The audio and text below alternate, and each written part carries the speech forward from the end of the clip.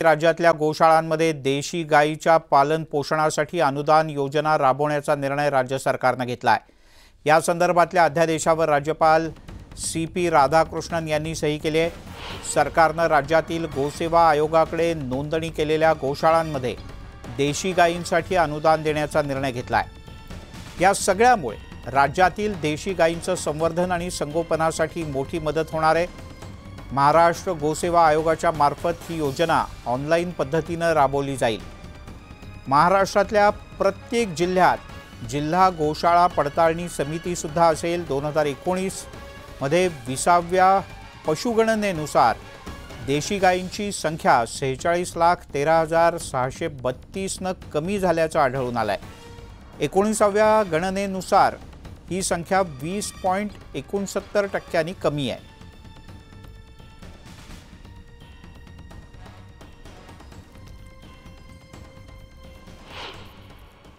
राज्य पशु म्हणजे राज्य माता म्हणून गाईला आम्ही आज दर्जा दिलेला आहे राज्य मातेचा। म्हणजे जसं गोमाता जसं आपले पशु आहे आपलं राज्याचं, तसं एक राज्याचा महत्वाचा गाय ही गोमाता आहे। अशा प्रकारचा निर्णय ऐतिहासिक निर्णय आज आपल्या सरकारने घेतलाय। त्याचबरोबर गोशाळांना जे आहे त्यांना अनुदान देणं, प्रत्येक गायीला प्रत्येक दिवशी चाऱ्यासाठी 50 रुपये देणं, हा देखील आम्ही एक निर्णय घेतला आहे। त्यामुळे राज्य सरकारने एक मोठा निर्णय घेतला। प्रत्येक दिवशी चाऱ्यासाठी 50 रुपये अनुदान देण्याचं सरकारनं ठरवलं आहे आणि याचा राज्यभरातल्या अनेक गोशाळांना मोठा फायदा होणार आहे। कारण अनेकदा चाऱ्याचा प्रश्न येतो किंवा ज्या संख्येनं गोशाळेमध्ये गायी आहेत त्या प्रमाणात त्यांना चारा उपलब्ध करून देताना या गोशाळांना आर्थिक अडचण जाणवते आणि त्यामुळे सरकारनं देशी गोवंश संवर्धनासाठी महत्त्वाचा निर्णय घेतला आहे। या गोशाळांना विशेष अनुदानाची सुद्धा घोषणा केली आहे आणि त्याचा फायदा देशी गोवंशाच्या वाढीला सुद्धा होईल अशा प्रकारची अपेक्षा आहे।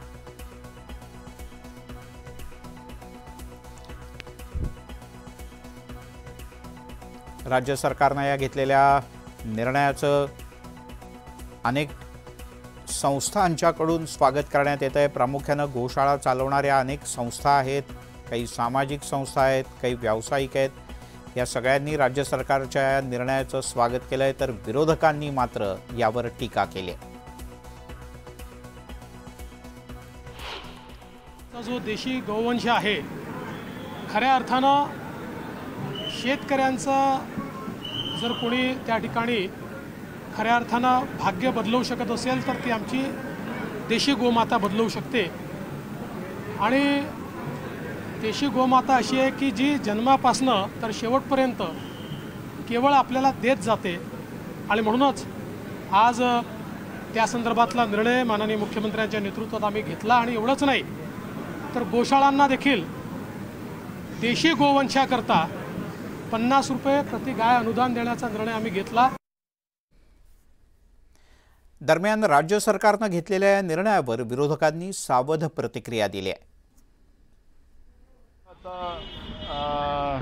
राज्यमातेचा दर्जा देण्याचा निर्णय केला, त्या निर्णयाचं आम्ही स्वागतच करतो। कारण मी शेतकरी आहे आणि शेतकरी म्हणून गोमाता ही आमच्या शेतकऱ्याची खऱ्या प्रकारे आईच आहे।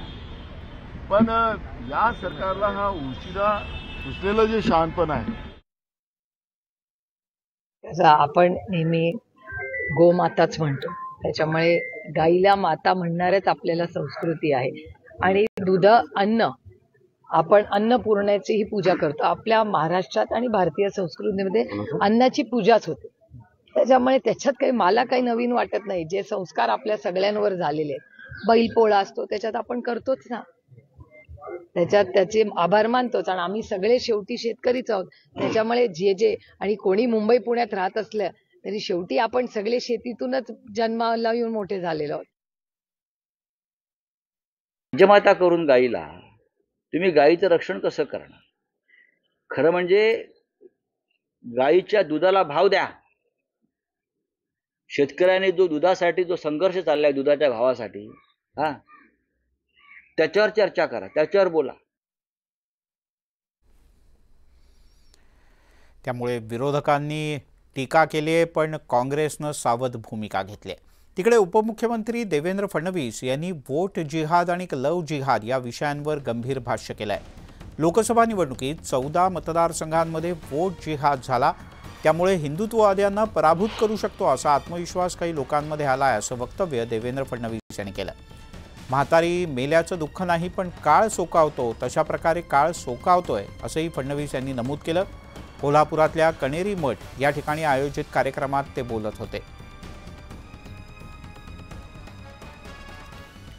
या निवडणुकीमध्ये आपण बघितलं कशा प्रकारे वोट जिहाद आपल्याला पाहायला मिळाला. वोट जिहाद काय अर्थ आहे वोट जिहादचा? वोट जिहादचा अर्थ आहे, एकच साधं उदाहरण सांगतो. धुळ्यासारखी जागा, ज्या जागेवर 6 विधानसभेपैकी 5 विधानसभेमध्ये 1,90,000 मतांनी पुढे असलेला उमेदवार केवळ मालेगाव मध्य या एकाच विधानसभेत 1,94,000 मतांनी मागे जातो आणि 4,000 मतांनी निवडणूक हारतो.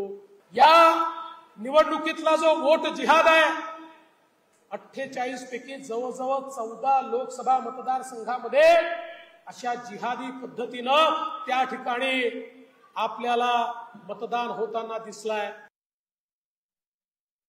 एक काळ असा होता 10 वर्षापूर्वी, जेव्हा लव जिहाद बद्दल बोललं जायचं तर आम्हाला देखील असं वाटायचं एखादी घटना आहे, ही काही जाणीवपूर्वक चाललेलं षडयंत्र नाही आहे. पण आज पाहतोय 1 लाखापेक्षा जास्त तक्रारी आहेत, 1 लाखापेक्षा जास्त, की ज्या ठिकाणी हिंदू समाजातल्या मुलींना फूस लावून त्या ठिकाणी पळवून देऊन लग्न केलं. एखाद्या ठिकाणी 2 धर्मातल्या लोकांचं लग्न झालं, त्याला कोणाचा नकार असण्याचं कारण नाही आहे, पण यातल्या बहुतांश केसेसमध्ये खोटी आयडेंटिटी सांगायची, खोटं बोलून फसवायचं आणि लग्नानंतर 2-3 मुलं झाले की सोडून द्यायचं आणि मग पुन्हा नवीन लग्न करायचं. अशा प्रकारे जे वागतात हे लोक कुठल्या प्रेमातनं वागत नाहीयेत, हे ठरवून करतायत, हे षडयंत्र आहे, हे लव जिहाद आहे.